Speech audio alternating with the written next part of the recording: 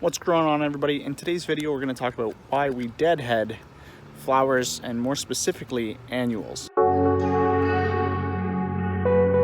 So first off, I'd like to go ahead and say that deadheading any flower is great for the plant, because when a flower bloom starts to die off, the plant will continuously supply energy to that dead and dying flower to develop the seeds that develop in the flower. Okay, so let's take a closer look here.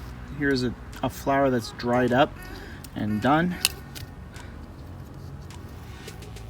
So picking this up, this is where the seeds are stored. You can see them all popping out now. By cutting off these flowers, we take away from the energy required to produce seeds in some cases, and it also just cleans up the plant and gives it a nice look. Now when it comes to our annual flowers, deadheading will actually trigger something in the plant. Annual plants, when you deadhead the flowers, you're going to trigger a response in that flower, especially if you get it before it's put any energy into developing seeds.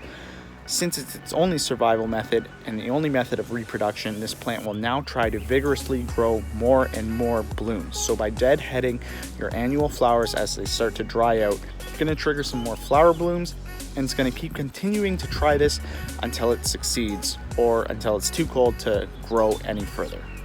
So an annual plant will live its full life cycle in 1 year. Basically, they'll grow, they'll flower, they'll try and seed vigorously so that they can reproduce by regrowing from seed, and then they die in the winter. Whereas a perennial, like something behind me here, like the iris or the hosta, they're perennial plants. So what happens is they don't die completely. They'll die down to the surface and kind of stay dormant underneath the soil through the winter and then pop up in the spring.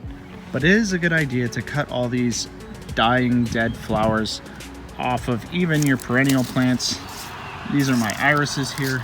As you can see, they are long past the point where they're viable, and it just cleans up the plant. Instead of having these dead looking flowers, you'll just have this nice spiked foliage. Now for the most part, when you deadhead perennials, they're not going to rebloom. There might be some varieties that actually might bloom again, but I'm not sure if there are any or what they would be. The same goes for a tulip. And by deadheading your tulips, the plant will stop putting energy into these seed pods and put a little bit more energy into fortifying that bulb and getting ready for next year's growing season. And just to mention, if you wanted to possibly learn how to start a garden from scratch, or if you're a beginner just wanting to get into gardening, I'm actually teaching a course on June 19th at 1 p.m. Eastern time, and that's through a website that I'll link in the description called Athena's Playground. It's my first time ever teaching a course.